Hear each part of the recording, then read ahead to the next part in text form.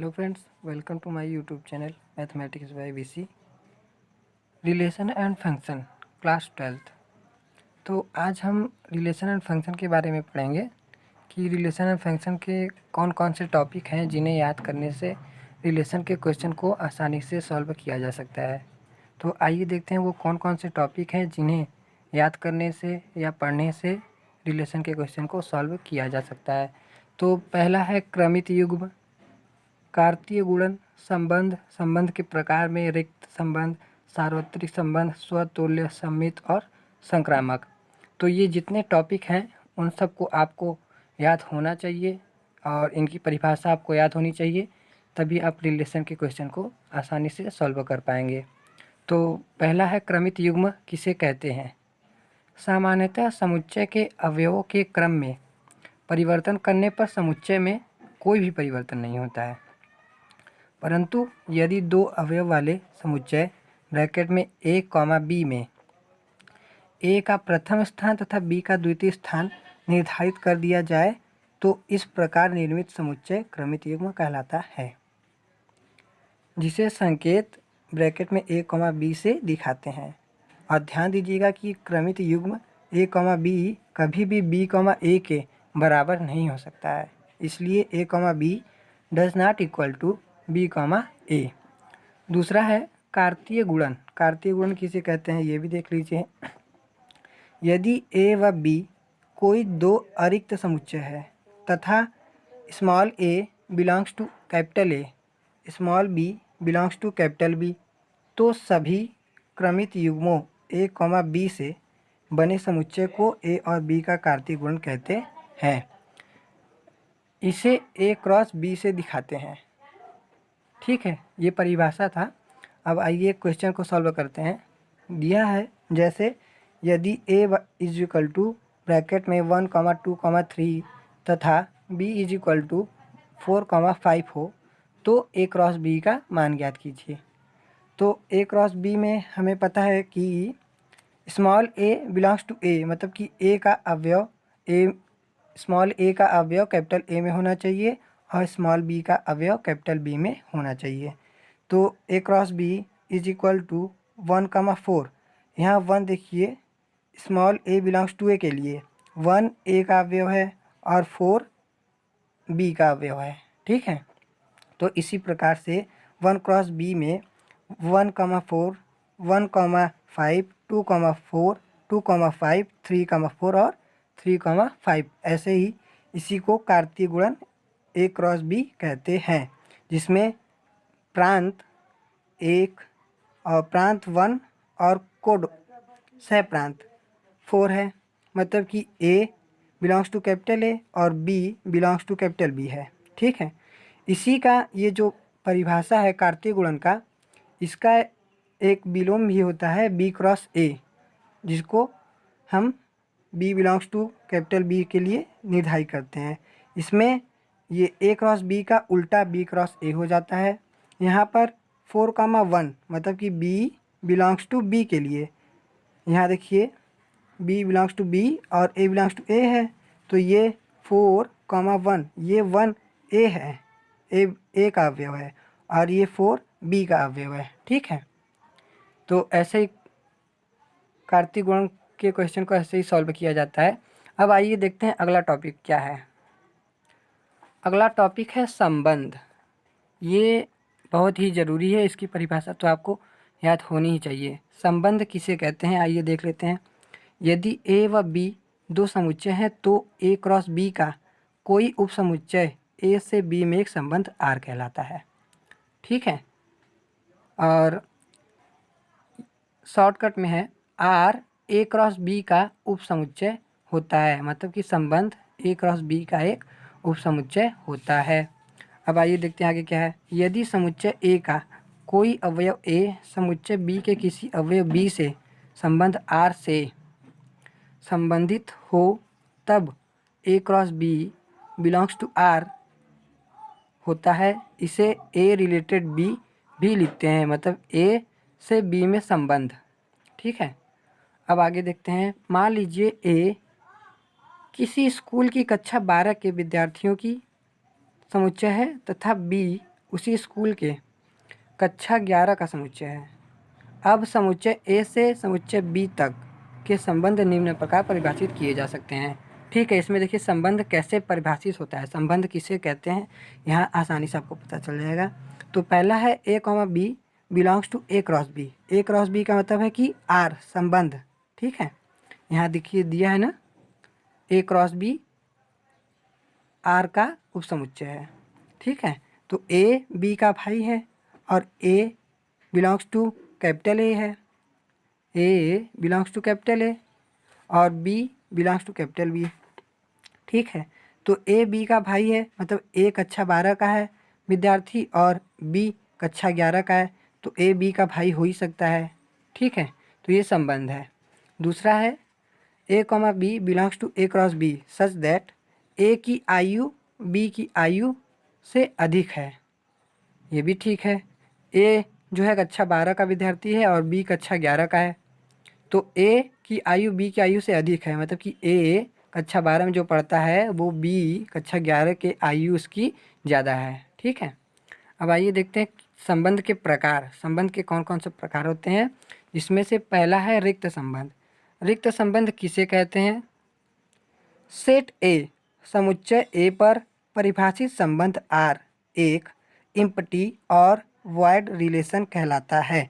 मतलब कि समुच्चय ए पर परिभाषित संबंध आर एक रिक्त संबंध कहलाता है। रिक्त संबंध को इंग्लिश में इम्पटी और वॉइड रिलेशन कहते हैं, इम्पटी या वॉइड रिलेशन। ठीक है, यदि ए का कोई भी अवयव ए के किसी भी अवयव से संबंधित नहीं है तो वह रिक्त संबंध कहलाता है। यदि ए का कोई भी अवयव ए के किसी भी अवयव से संबंधित नहीं है तो वह रिक्त संबंध कहलाता है। R is equal to phi A cross A का उपसमुच्चय है। ठीक है, आइए अब एक क्वेश्चन सॉल्व करते हैं रिक्त संबंध का कैसे होता है। यदि A is equal to bracket में 7,9 बी इज इक्वल टू 11,13 तथा R is equal to A comma B A belongs to A B belongs to B A minus B विषम है। ठीक है, इसको हमको सिद्ध करना है कि आर समुच्चय ए से बी में एक रिक्त संबंध है। हमको रिक्त संबंध सिद्ध करना है। तो आइए इसका सलूशन देख लेते हैं कैसे होता है। दिया है ए इज इक्वल टू 7,9 तथा बी इज इक्वल टू 11,13। तो ए इज इक्वल टू 7 और बी इज इक्वल टू 11 रखने पर 7 माइनस 11 इज इक्वल टू -4 जो विषम नहीं है। ठीक है, ए इज इक्वल टू 9 और बी इज इक्वल टू 13 रखने पर 9 माइनस 13 में से -4 आया जो विषम नहीं है। तो यहाँ देखिए आप सभी जो ए और बी का मान रखने पर सभी हैं जो सम ही आएंगे, तो यह विषम नहीं है, जिससे पता चलता है कि ये रिक्त संबंध है। किसी भी क्रमित युग्म ए कॉमा बी जहाँ A belongs to capital A B belongs to capital B के लिए ए माइनस बी विषम नहीं है, अतः आर इज इक्वल टू 5, अतः आर ए से बी में रिक्त संबंध है। ठीक है, देखिए सिद्ध हो गया, इति सिद्धम, ये इति सिद्धम का चिन्ह है।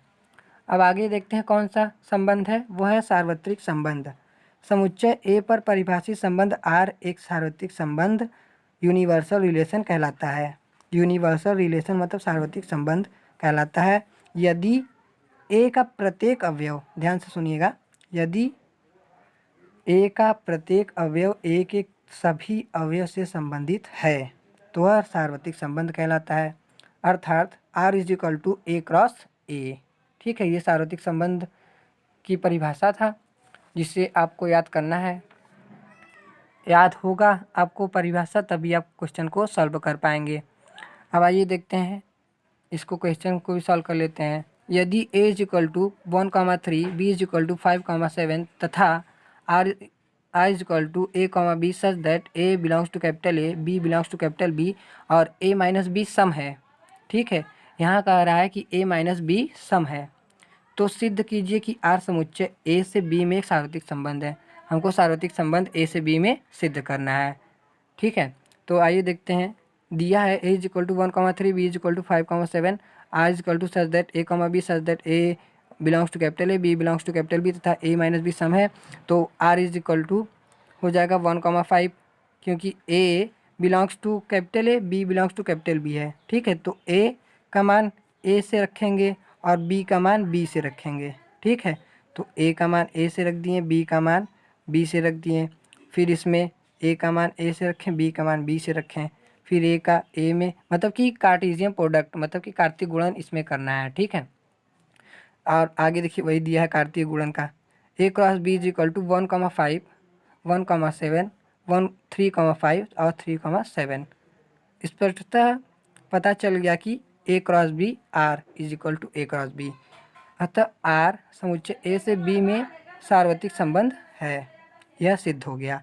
आर समुच्चय ए से बी में सार्वत्रिक संबंध है। ठीक है, अब आगे चलते हैं, देखते हैं क्या है। अब तो और मेन ही जो डिफिनेशन है वो आ गई हैं, तो आपको इन सब को डिफिनेशन को मैंने तीनों डिफिनेशन पहले ही बता दिया है, फिर उसके बाद आपको क्वेश्चन एक ही क्वेश्चन में आपको तीनों को बता दिया जाएगा। ठीक है, तो आइए देखते हैं क्या है स्वतुल्य संबंध। स्वतुल्य संबंध किसे कहते हैं? समुच्चय ए पर परिभाषित संबंध आर स्वतुल्य अर्थात रिफ्लेक्सिव कहलाता है यदि x, x belongs to R, जहाँ x belongs to capital A हो। ठीक है, यह अंडरलाइन मैंने ये किया है, इसलिए किया कि ये स्वतुल्य समित संबंध में यहाँ तक पढ़ना है, फिर उसके आगे इसके इधर पढ़ना है। ठीक है, तो समुच्चय ए पर परिभाषित संबंध आर स्वतुल्य कहलाता है यदि x, x belongs to R, जहाँ x बिलोंग्स टू ए है। ठीक है, अब दूसरा संबंध देखते हैं क्या है, सम्मित है। सम्मित समुच्चय ए पर परिभाषित संबंध आर सम्मित होगा यदि x, y belongs to R से y, x belongs to R प्राप्त हो। ठीक है, संक्रामक संबंध होगा ट्रांजिटिव, संक्रामक को इंग्लिश में ट्रांजिटिव कहते हैं। समुच्चय ए पर परिभाषित संबंध आर ट्रांजिटिव होगा, संक्रामक होगा यदि x, y, z belongs to A के लिए x, y belongs to R, y, belongs to z, y, z belongs to R से x, z belongs to R प्राप्त हो। ठीक है, x, y belongs to R और y, z belongs to R से x, z हमको प्राप्त करना है। ठीक है, अब आइए एक क्वेश्चन सॉल्व कर लेते हैं। क्वेश्चन है, सिद्ध कीजिए कि समुच्चय ब्रैकेट में 1, 2, 3 में r इज इक्वल टू 1, 1, 2, 2, 3, 3, 1, 1, 2, 3 द्वारा प्रदत्त संबंध स्वतुल्य है, परंतु न तो सम्मित है और न संक्रामक है। मतलब कि ये सतुल्य है लेकिन संक्रामक और सम्मित नहीं है। ठीक है, तो आइए सिद्ध कर लेते हैं कि सतुल्य कैसे है। तो r सतुल्य है क्योंकि 1, 1, 2, 2, 3, 3 आर के अवयव हैं। मतलब कि यहाँ देखिए दिया है x, x belongs to R, x, x belongs to R, मतलब कि x, x belongs to R, मतलब कि आर के अवयव हैं, अतः आर स्वतुल्य है। अब सम्मित नहीं है, आर सम्मित नहीं है क्योंकि 1, 2 बिलोंग्स टू आर, किंतु 2, 1 does not belongs to R. देखिए यहाँ x, y belongs to R है, लेकिन y, x does not belongs to R है। ठीक है, तो यह सम्मित नहीं है। अब संक्रामक के लिए देखते हैं, आर संक्रामक नहीं है क्योंकि 1, 2 बिलोंग्स टू आर तथा 2, 3 belongs to R. x, y belongs to R है, y, z belongs to R है, परंतु x, z belongs to R नहीं है। इस आर में 1, 3 कहीं है, देखिए आर में 1, 3 नहीं है, जबकि 1, 2 और 2, 3 है, 1, 3 नहीं है, अतः यह संक्रामक नहीं है। अब एक और है जिसे तुल्यता संबंध कहते हैं। तो तुल्यता संबंध बहुत ही सरल है। यदि आपको सतुल्य, समित और संक्रामक की परिभाषा याद हो तो आप तुल्यता संबंध को आसानी से सॉल्व कर सकते हैं। यदि समुच्चय ए पर परिभाषित संबंध आर स्वतुल्य, समित तथा संक्रामक है तो संबंध आर तुल्यता संबंध है, अन्यथा नहीं है।